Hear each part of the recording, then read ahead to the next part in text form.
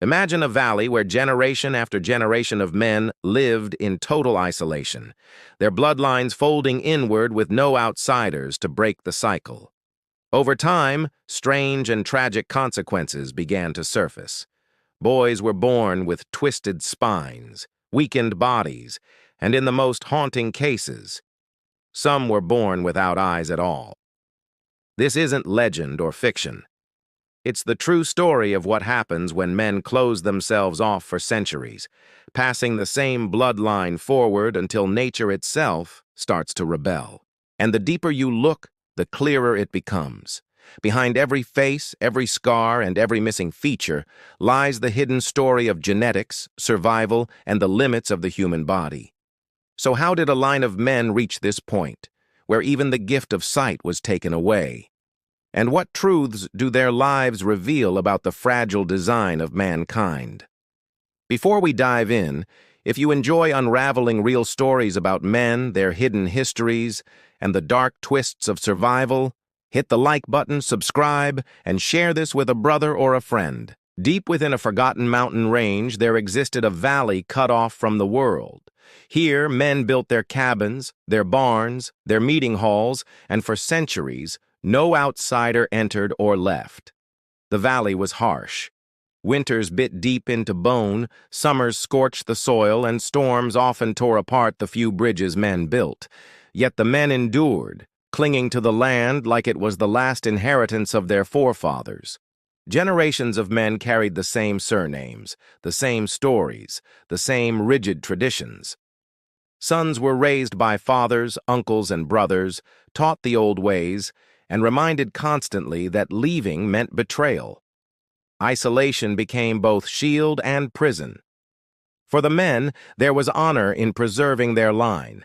They saw themselves as keepers of an ancient oath, a bloodline carried forward without dilution or interference. But beneath the pride lay fear. If the men let outsiders in, they believed their customs would vanish, and so they clung tighter, keeping their circles small, their bloodlines smaller, and their secrets locked behind mountain walls.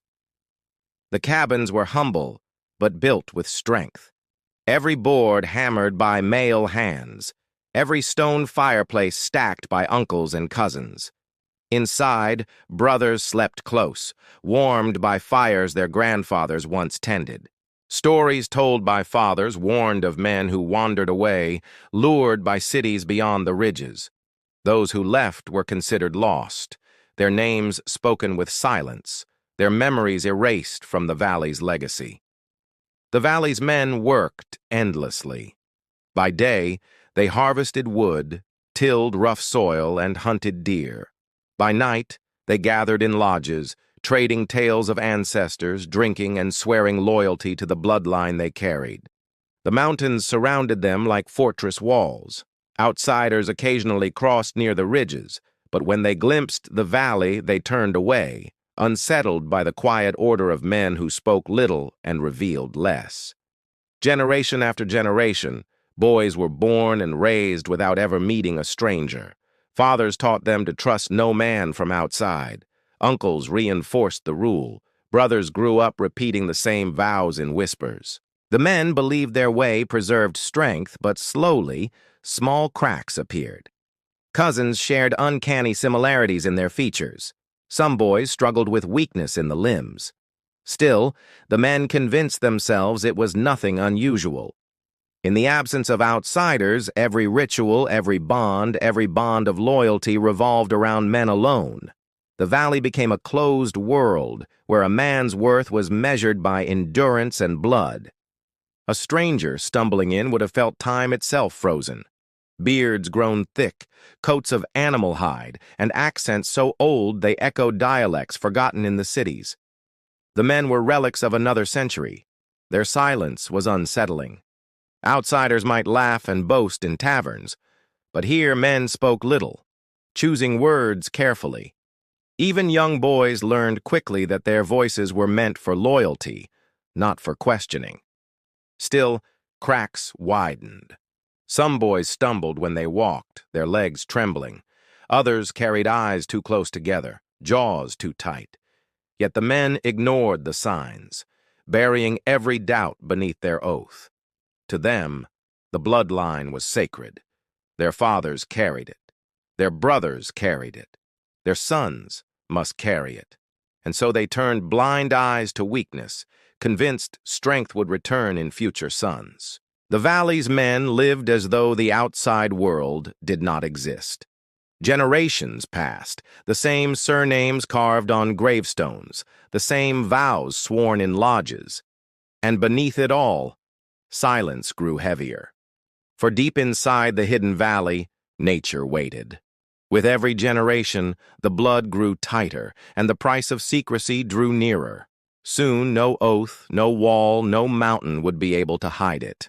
The valley's remoteness was not accidental. Centuries earlier, wandering forefathers had stumbled across the land while fleeing conflict. They built cabins, planted fields, and vowed that their sons would never again bow to outsiders' authority. The mountains provided natural defenses. Steep cliffs discouraged travelers, while dense forests formed barriers no road could easily cross. Men who settled there recognized its protection.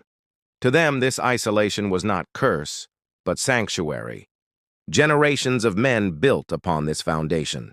Fathers taught sons to value seclusion, to distrust strangers, to rely solely on brothers and uncles.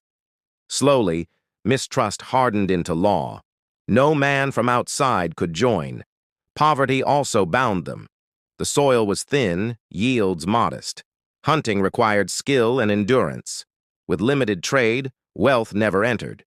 But the men convinced themselves scarcity kept them strong, forging resilience that outsiders lacked.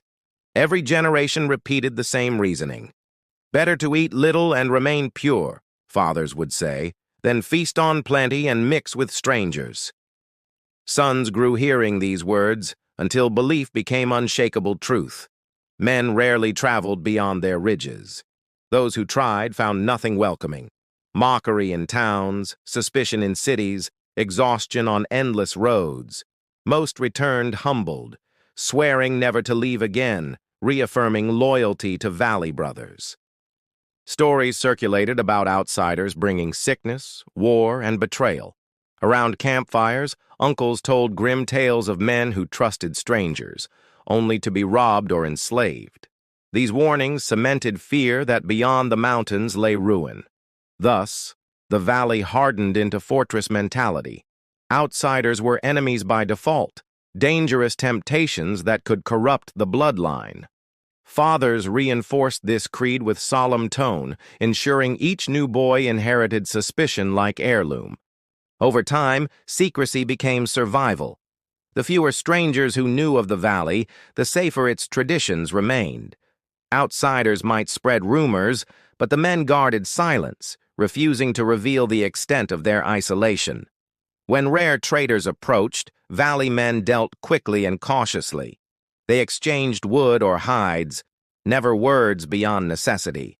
Outsiders left unsettled, whispering about stern faces, quiet voices, and eyes that seemed to guard hidden oaths. Inside the valley, distrust shaped every rule. Men were bound by blood and ritual, taught that loyalty to kin outweighed loyalty to self. To betray the line was to sever ties forever, condemned in silence. Isolation was enforced not only by mountains, but by shame.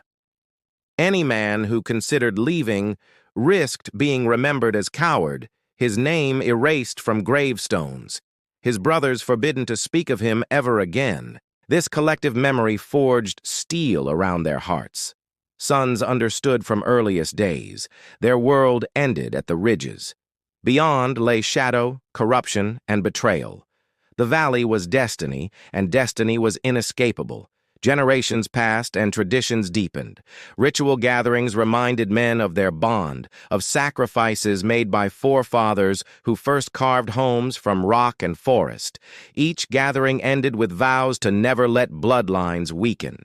No schools, no outsiders, no written laws, only spoken rules carried forward by fathers, uncles, and brothers.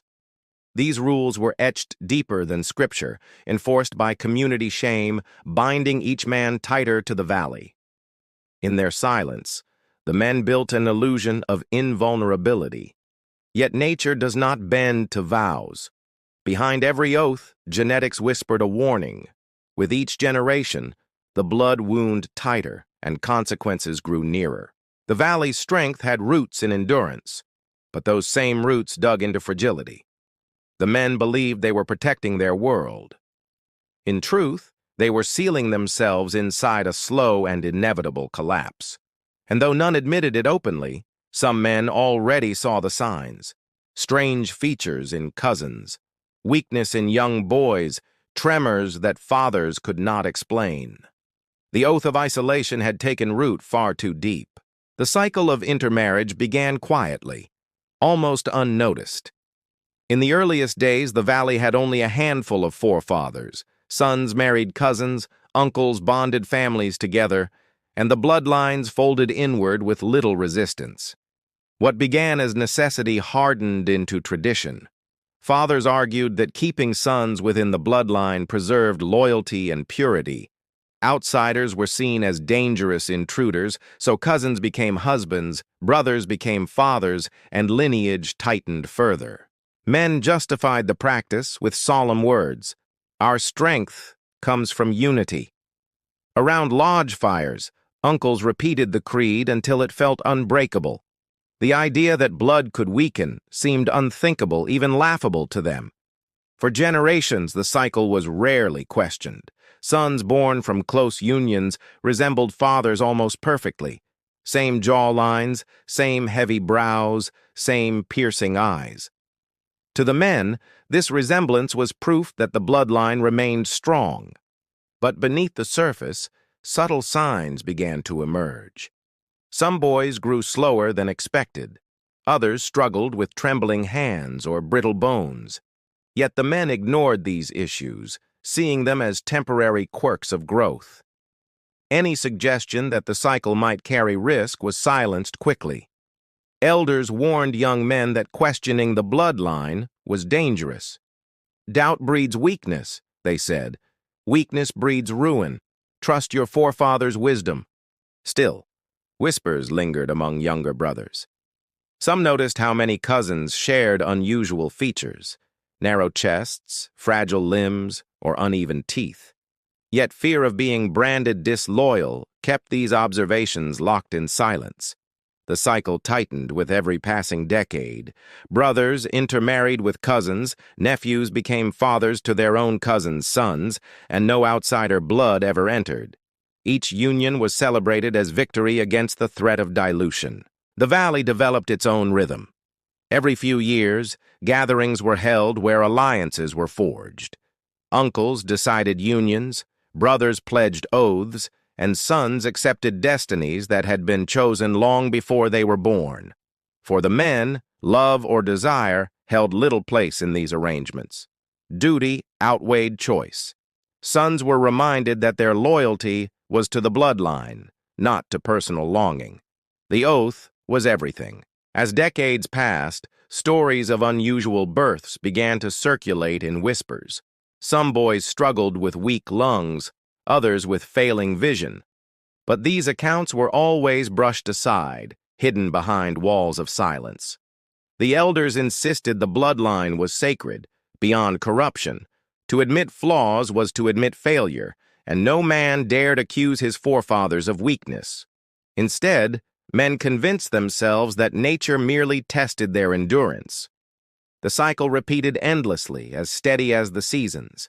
Boys grew into men, married within the valley, and raised sons who mirrored their own faces. Outsiders looked on with suspicion, but never interfered. Generations became indistinguishable. Gravestones bore identical surnames, carved by the same hands, standing in lines that seemed to mock time itself. It was as though the valley had chosen to fold inward forever. Some men wondered silently if this path could continue. They saw boys coughing blood, brothers with twisted spines, cousins who struggled to walk. Yet their voices remained locked, drowned beneath oaths of loyalty. By the 12th generation, the cycle had become absolute. Every boy was born from the same repeating circle. Fathers, brothers, uncles, all bound tighter and tighter until the bloodline itself seemed ready to fracture. The cycle, once meant to preserve strength, had become a slow undoing. The Valley's men had chosen loyalty over survival, and though they denied it, the cracks in their bloodline could no longer be ignored. Still, they pressed forward. Because in their world, breaking the oath meant worse than death. It meant exile. And no man of the Valley would ever choose the shadow of exile over loyalty to his blood. At first, the changes in the Valley's boys were subtle. A limp here, a crooked tooth there, a chest that never seemed to grow broad enough. Few men spoke of it openly. Fathers insisted their sons were strong, even when tremors shook their hands. Uncles encouraged nephews to carry heavier loads, hoping endurance would correct weakness. Silence became the shield protecting a tradition too sacred to question. But as generations passed, the signs grew harder to hide. Boys were born with bowed legs, shallow breathing, or jaws that refused to align. Each flaw was explained away as misfortune, never consequence. Around campfires, elders dismissed concerns. "Every boy faces trials," they declared. "Endurance builds character." Younger brothers nodded, though unease gnawed at them. They saw too many cousins struggling, too many boys limping before manhood. The resemblance among the Valley's men became uncanny. Brothers looked like copies of cousins, nephews mirrored uncles, and fathers resembled sons. So closely, outsiders whispered that the Valley produced only a handful of repeating faces. What outsiders saw as strange, the men called strength. They believed sameness was proof of loyalty, evidence that no outsider had broken their oath. Familiar features were celebrated, even as hidden fragilities grew more apparent. Some boys lived short lives. Weak lungs claimed them before they reached maturity. Others survived but carried burdens, bent backs, poor vision, brittle bones. Each grave was marked by silence, never spoken of afterward. Still, the cycle continued. Men convinced themselves hardship was part of destiny. Weakness was framed as sacrifice. Every boy who faltered became another example of the Valley's supposed resilience in the face of nature. Yet unease lingered. Younger brothers noticed patterns. Entire lines of cousins carried identical frailties, shaky limbs, narrow chests, nervous fits. These similarities whispered the truth. The bloodline itself was failing, though no elder admitted it aloud. When outsiders rarely visited, they noticed the strange look of the men. Reports spread of boys with sunken eyes, stiff gaits, or slurred voices. But the Valley dismissed such whispers as lies born of jealousy. Inside the Valley, loyalty demanded blindness. Fathers encouraged silence. Brothers avoided difficult questions. Elders warned that doubt was betrayal. Men swallowed suspicion, repeating oaths louder, as though shouting tradition could drown out the evidence. But truth was not so easily buried. A boy born without the strength to walk exposed cracks no words could hide. An uncle coughing blood for years forced questions that even loyalty could not silence. Despite this, the men carried on. Ritual gatherings remained unchanged. Oaths were repeated. Graves filled. Sons were raised with the same creed. Preserve the bloodline, no matter the cost, no matter the sacrifice. Each new generation bore the weight of secrecy heavier than the last. Sons grew knowing something was wrong, yet fearing to say it. Silence became inheritance, passed down alongside weakened blood and repeating names. The Valley's pride masked its fragility. Outsiders might have seen a dynasty, carved from stone and tradition. But within, every cough, every limp, every grave dug too early told a darker, quieter story. By the 12th generation, signs of decline were everywhere. Boys born frail, cousins bent by youth, uncles dying younger than forefathers ever had. The oath was still strong, but the blood beneath it trembled. Still, the valley endured. Men buried their doubts alongside their brothers. They convinced themselves loyalty mattered more than strength. Yet the signs in the bloodline grew louder, and nature's warning could not be silenced forever. In the end, the valley's greatest strength, its oath of unity, was also its greatest weakness. For in sealing themselves away, the men had locked the door against salvation, even as their blood cried out for rescue. Nature has patience, but it never forgets. For centuries, the valley's men resisted change, repeating vows of loyalty to blood. Yet with each generation, cracks widened, and the weight of secrecy pressed harder. By the 12th generation, consequences could no longer be ignored. Boys were born with twisted spines, clouded vision, or trembling limbs. Some struggled to breathe from infancy. Others carried hearts too weak to endure manhood. At first, the elders still cloaked these afflictions in silence. "The boy is tested," they said. "He will grow stronger." But graves told another truth, filling faster than ever, marked only by repeating surnames.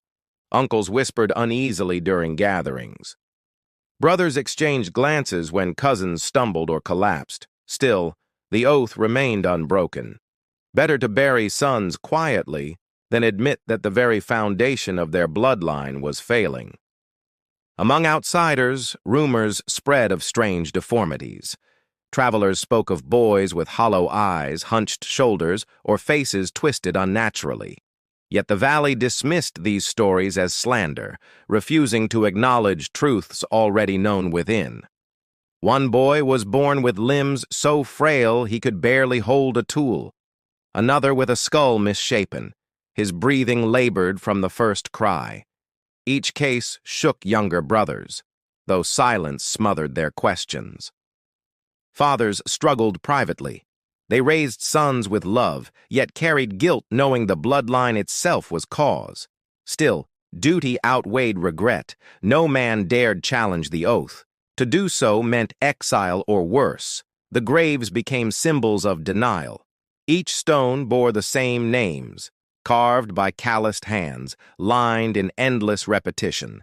Behind every grave stood a father, a brother, an uncle, holding silence like a shield. The cycle of secrecy forced men to redefine strength. Survival was praised, no matter how frail. A boy who limped through youth was celebrated for endurance, even if his body betrayed him daily. Yet nature pushed harder. Weakness became more visible, more frequent. Cousins shared identical ailments, as though destiny itself mocked their loyalty. Still, the elders doubled down, swearing that resilience alone would preserve their world. One winter, an epidemic swept through the valley. Outsiders later claimed it was simple illness, but for men already weakened by blood, it was devastating. Entire lines of cousins were wiped out within months. The valley buried more boys that year than in any memory. Fires burned constantly to warm frozen graves. Brothers lowered brothers into earth while fathers wept silently, forbidden to speak doubts that churned inside. Even in tragedy, the oath held fast. No outsider was called for aid. No new blood entered.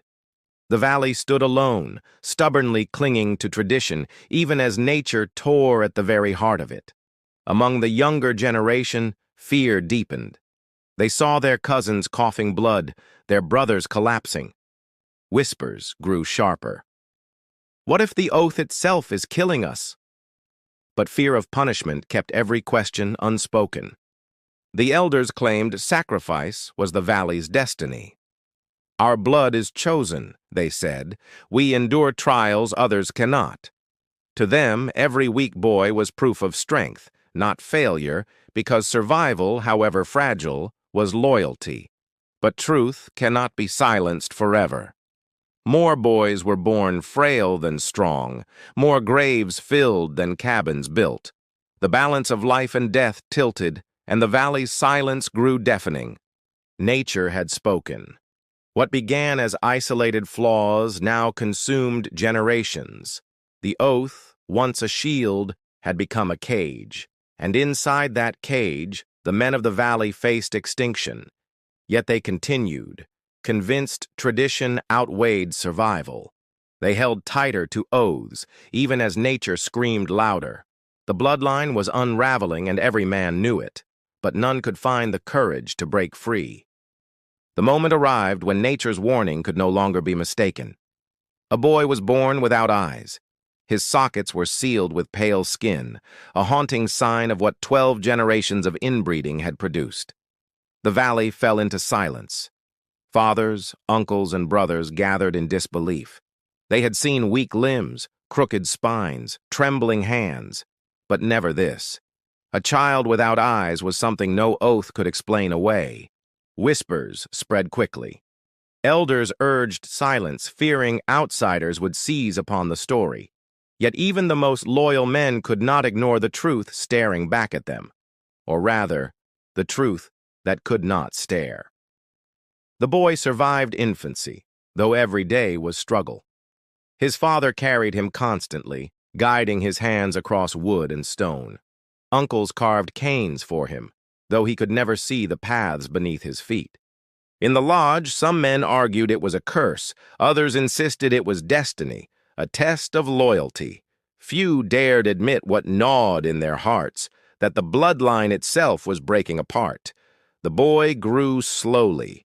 He memorized his cabin's layout by touch, listening for his father's voice to guide him. Brothers led him by hand, protecting him from roots, rivers, and cliffs that waited outside. But he was not alone. Soon, another boy was born with the same affliction. His sockets, too, were sealed. And then another. Within a generation, whispers of boys without eyes echoed throughout the valley. The elders grew desperate. They preached louder during gatherings, insisting these births were divine trials. But in private, men trembled. They saw the pattern. The oath had carried them here, and now it consumed them. Fathers wept silently. They raised blind sons with love, yet carried guilt heavy as stone. To admit the truth meant betrayal of ancestors, but to deny it meant condemning sons to lives of endless struggle. The blind boys adapted. They listened with sharper ears, learned paths by memory, and relied on brothers for guidance. Yet no matter how much resilience they showed, the valley's men could not shake their dread. Outsiders eventually heard rumors. Travelers spoke of boys born eyeless, creatures of legend hidden in the mountains. Some called them cursed, others pitied them. But for the valley, this exposure deepened shame and secrecy. Inside, the men tried to shield the blind boys from mockery. They built tools with handles shaped for touch, carved walking sticks, and taught survival through sound. Still, every accommodation was a reminder of nature's rebellion. For younger brothers, fear grew heavier. They looked at their cousins without eyes and wondered if their own sons would be next. Yet none dared voice the thought aloud in the presence of elders. The valley clung to silence as always. No records were kept, no outside doctor summoned. Only graves marked the passing of blind boys who did not survive winters, their names repeating endlessly on cold stones. But the image of eyeless sons could not be erased. Every gathering, every oath repeated, carried hidden doubt.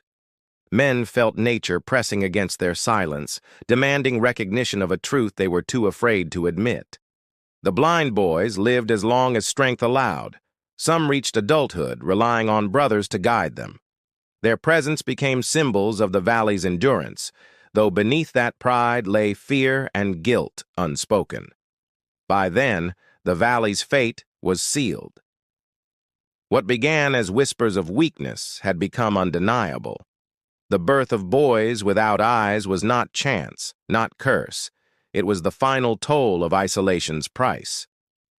And though the men still held to their oaths, the truth burned inside them.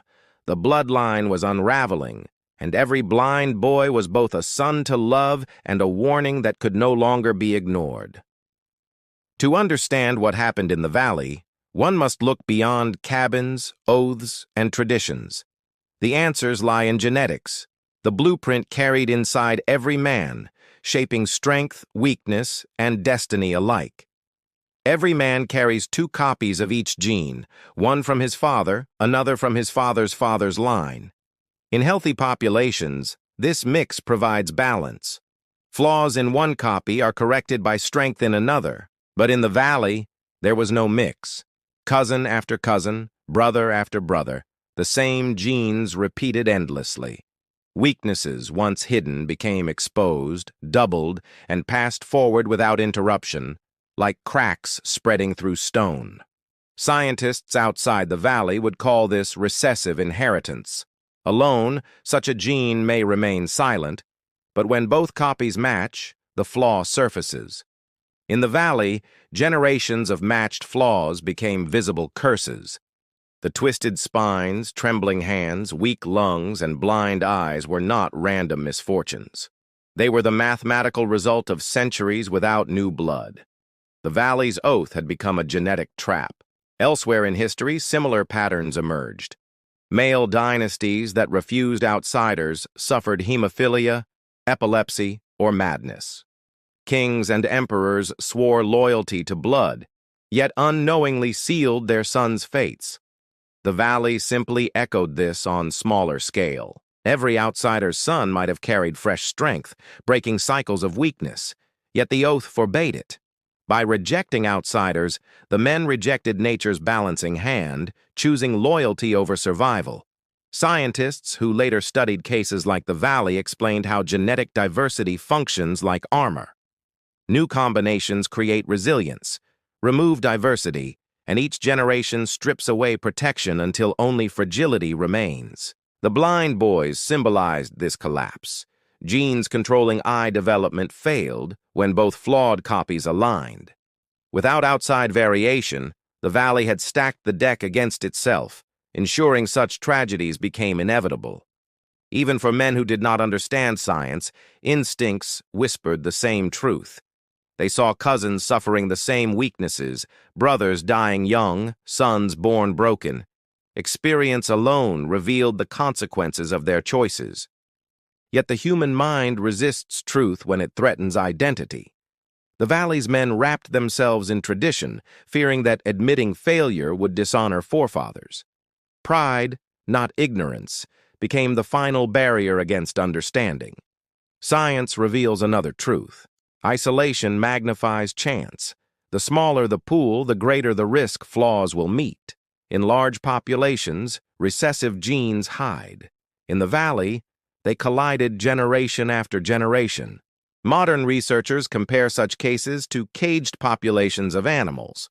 Wolves, lions, even stallions in isolated reserves develop deformities after a few generations.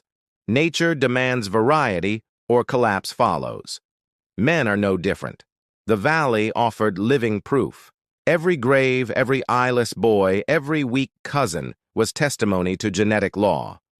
Oaths cannot rewrite DNA, nor can loyalty bargain with nature's silent mathematics. Some scientists argue that inbreeding depression, as it is called, always ends in one of two ways: extinction or rescue through outside blood. For the valley, the first path loomed dangerously close. Yet even this knowledge raises difficult questions. Could the men have broken their oath, invited outsiders, and survived? Or had loyalty become such a part of them that survival without it felt meaningless? Science provides explanations, but not comfort. It tells how the valley's blood failed, not why the men clung so tightly to it. That mystery remains human, woven from fear, pride, and devotion to ancestry. And so, while science explains the mechanics, the story of the valley remains more than biology. It is the story of men who chose tradition above survival, even as their very bodies bore nature's warnings. Life for the afflicted boys was harsh. Those born with frailty, blindness, or deformities survived only because fathers, uncles, and brothers carried them, protected them, and sheltered them from dangers that lurked in mountains and forests. Cabins were adapted quietly, benches lowered, tools reshaped, paths cleared of obstacles, all carved by male hands to give the afflicted a chance at dignity. Yet each adaptation reminded men of their bloodlines weakening. The blind boys lived through sound. They memorized footsteps, recognized voices, and navigated cabins by touch. Brothers guided them with hands upon shoulders, and fathers spoke constantly so sons could follow voices through silence. Those with bent spines or trembling limbs often relied on uncles for labor they could not perform. Heavy logs, hunting gear, even axes became burdens they could never wield. Still, men refused to abandon them. The valley valued endurance above all. A boy who survived against odds was celebrated, his persistence seen as proof of loyalty. Yet behind celebrations lay grief, for everyone knew endurance meant suffering stretched across years. In lodges, brothers sat in silence, watching cousins stumble or cough. No words were spoken, but glances betrayed sorrow. Still, oaths bound them, forcing each man to honor tradition even as he mourned silently. The afflicted often gathered together. Blind cousins shared paths, weak brothers supported one another, and frail boys carved sticks with careful hands.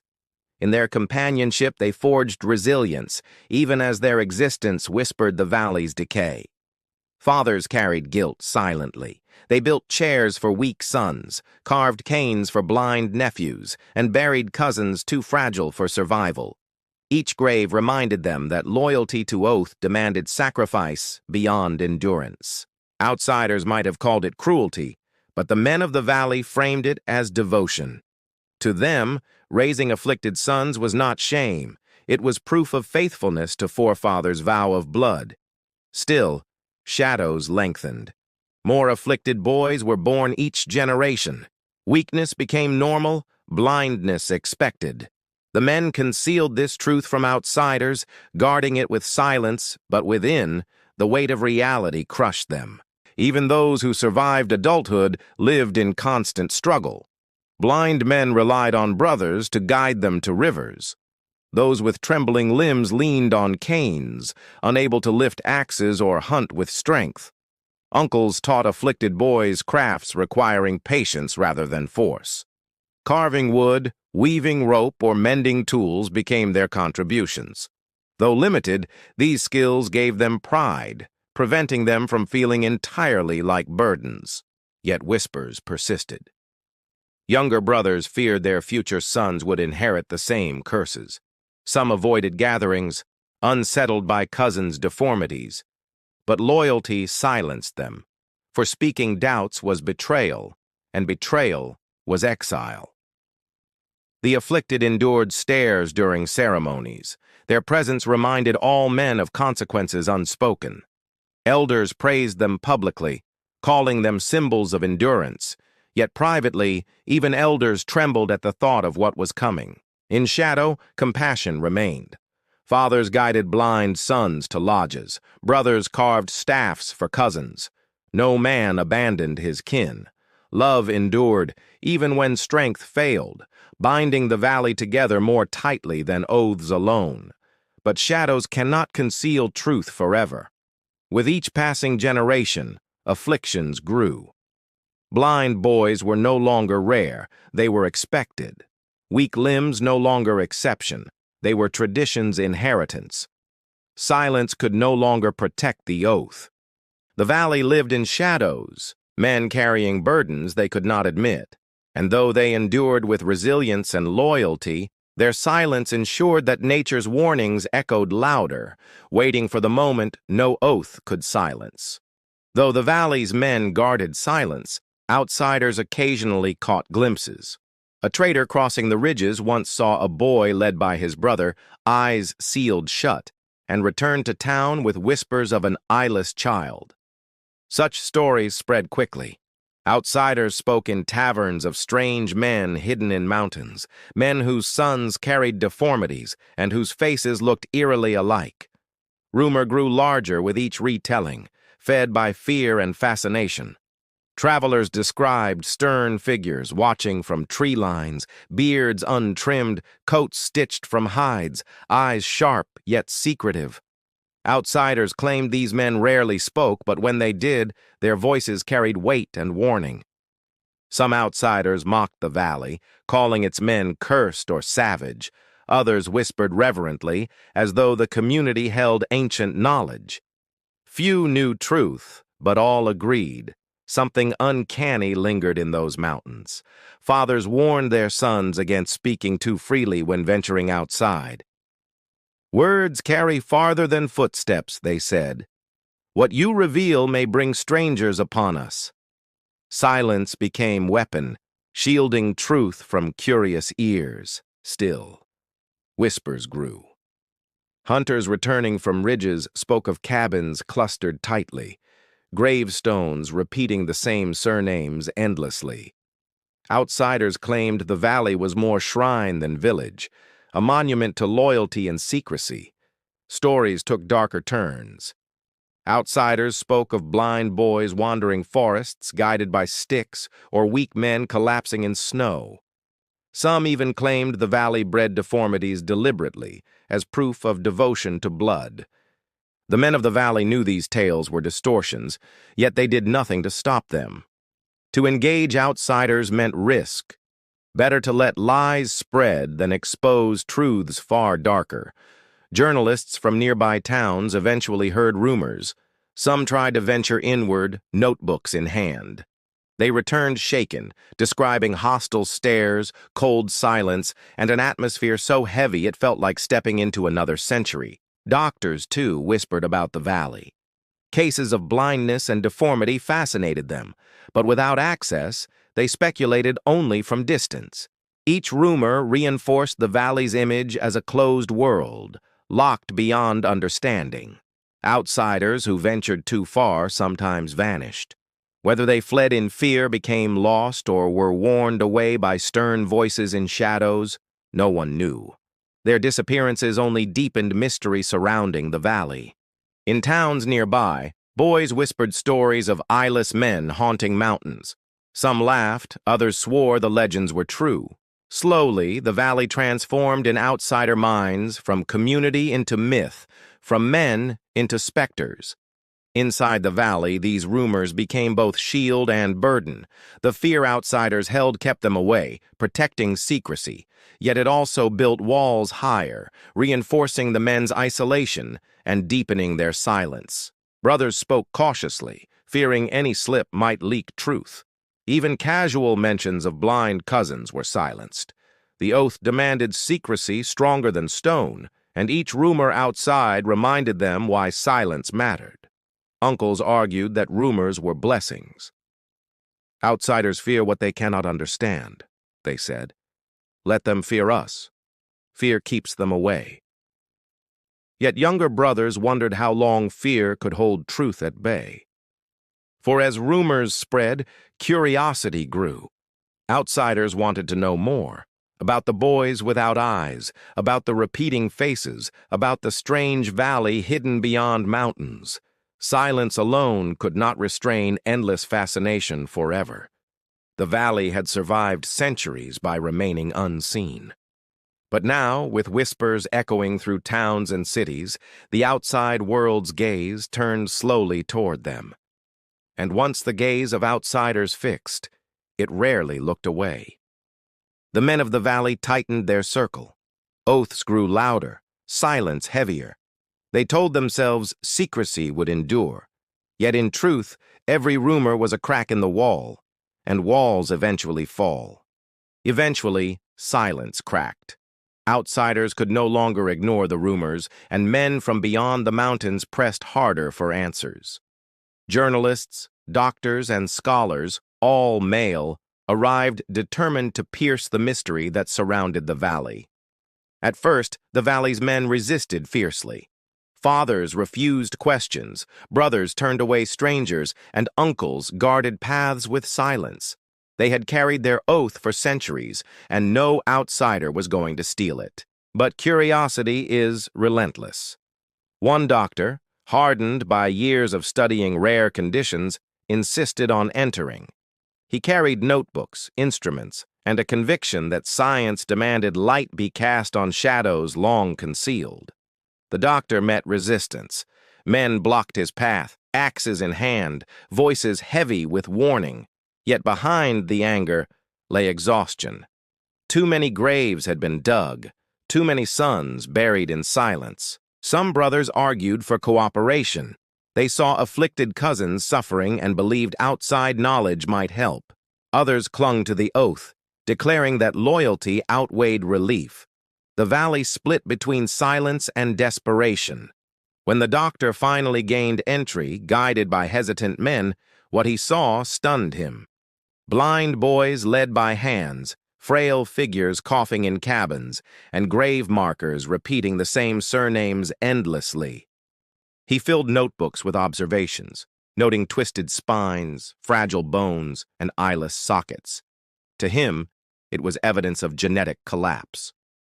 To the valley's men, it was their shame laid bare to an outsider. Fathers feared betrayal. "If he speaks, the world will mock us," they whispered. Brothers warned the doctor to remain silent, reminding him he was treading on a vow older than his science. But science does not bow easily to tradition. The doctor believed truth must be told.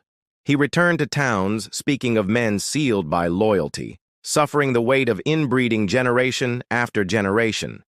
The reports spread quickly. Newspapers printed sketches of blind boys, twisted figures, and graveyards filled with repeating names. Some readers mocked, others pitied, but all were fascinated. The valley's silence was broken forever. Inside the valley, outrage erupted. Elders cursed the betrayal. Brothers argued violently, some demanding outsiders be cast out permanently, others insisting that secrecy had already failed and only cooperation could salvage the future. The divide grew deeper. One side clung to oaths, swearing never to yield. The other side, weary of suffering, whispered that perhaps the time had come to accept help, even if it meant breaking loyalty. The afflicted themselves lived caught between. Blind men sat in lodges, listening as voices rose in argument. Some prayed for help, others feared exposure would bring only ridicule. Their silence carried more weight than words. The doctor's work attracted other men of science. They arrived with charts, instruments, and questions. They saw the valley not as myth, but as living evidence of genetic isolation, a case the world had never seen. But to the valley's men, these outsiders were intruders. They spoke of genes and inheritance, yet failed to grasp the oath that bound generations together. Science clashed with loyalty, fact with faith, knowledge with tradition. Some fathers eventually allowed examinations of sons, hoping for cures. Others barred cabins entirely, vowing no outsider would ever lay eyes on their blood. The valley fractured, no longer united by silence. Breaking the silence did not end suffering, it revealed it. And once truth escaped into the world, no oath could contain it again. The valley stood exposed, its centuries-old secret now carried in every whisper beyond the mountains. For the men, silence had always been shield and burden. Now it was gone, and without it, they faced a new question. Would survival demand surrender to outsiders, or could loyalty still stand against truth itself? History holds many examples of what unfolded in the valley. Across continents, kings, chieftains, and emperors bound themselves to blood, refusing outsiders, and their sons bore the consequences. The valley's story was part of a wider pattern. In ancient dynasties, rulers insisted cousins marry cousins. Brothers' lines fold into brothers' lines. The result was predictable. Fragile heirs, afflicted princes, and sons whose reigns ended prematurely because their blood carried more weakness than strength. The valley echoed these mistakes, but on a smaller, more hidden scale. Instead of palaces, cabins. Instead of thrones, wooden benches. Yet the outcomes were the same. Boys burdened by the very loyalty meant to protect them. Science shows that diversity in blood strengthens lines, but loyalty to ancestry often blinds men to this truth. They believe purity safeguards legacy, when in reality purity can become the knife that severs it. The valley's lessons are harsh. It shows that oaths made in honor can transform into chains of suffering. Fathers kept promises, yet those promises carved pain into the bodies of their sons. Every grave in the valley was a record of this truth. Each stone, carved by brothers' hands, stood as testimony. Loyalty without renewal leads not to strength, but to collapse. Nature does not negotiate. Other isolated groups of men faced similar fates. Remote clans, mountain tribes, even royal houses, wherever outsiders were shunned, afflictions grew. Weak lungs, trembling hands, madness or blindness. The shape of suffering varied, but the cause remained constant. The lesson is clear. Survival demands balance between loyalty and renewal. A line of men can honor forefathers yet still embrace outsiders. Without that balance, every generation risks carrying forward the same silent flaws. The valley teaches that pride can become enemy. Fathers feared shame more than loss, and so silence endured. But silence, though comforting, concealed danger until danger could no longer be ignored. Some historians argue that the valley's men were victims of their own devotion. They did not seek cruelty. They sought honor. Yet honor unguided by wisdom can lead to tragedy as surely as neglect. From this past, men today can learn. Tradition has value, but tradition must breathe. An oath that ignores reality becomes a curse, binding sons to suffer for promises made by long-dead forefathers. The afflicted boys remind us that the human body carries memory of choices. Generations of decisions etch themselves into flesh. What a man chooses today may be carried by his son tomorrow, in ways unseen. The valley shows the cost of ignoring science. Knowledge does not erase loyalty, it strengthens it by preventing ruin. Had the valley embraced renewal earlier, its oaths might have survived without such unbearable sacrifice. The story also warns against arrogance. Men believed their strength could outlast nature's laws. They believed devotion was shield enough. But nature always has final word, and it speaks not with anger, but with inevitability. Even so, the valley's endurance holds meaning. Despite suffering, men protected afflicted sons, built tools for them, guided them through forests. Compassion endured even when strength failed, proving that brotherhood can survive even in shadows. Thus, the valley offers two lessons, one of warning, one of inspiration. Warning that closed bloodlines lead to collapse. Inspiration that loyalty among men can preserve dignity even when bodies falter under crushing weight. To ignore such lessons is to invite repetition. History shows cycles, and without memory, mistakes return. The valley's graves, its eyeless boys, its silent oaths, all stand as reminders that men must learn or suffer again. The past cannot be changed, but its echoes can guide. If men remember the valley, if they heed its warnings, perhaps no future brotherhood will suffer blindness born not of fate, but of forgotten lessons. Though the valley's story feels distant, its warnings echo into modern times. Isolation, loyalty, and bloodline pride still shape hidden communities of men. The consequences may look different, but the patterns remain hauntingly familiar. Across the world, small brotherhoods live apart, clinging to their own rules. Some are remote mountain clans, others secluded religious groups, still others ancient dynasties. Each carries the same risk, bloodlines folded too tightly upon themselves. Even among powerful rulers, history continues repeating. Princes, dukes, and emperors once believed only cousins were worthy brides.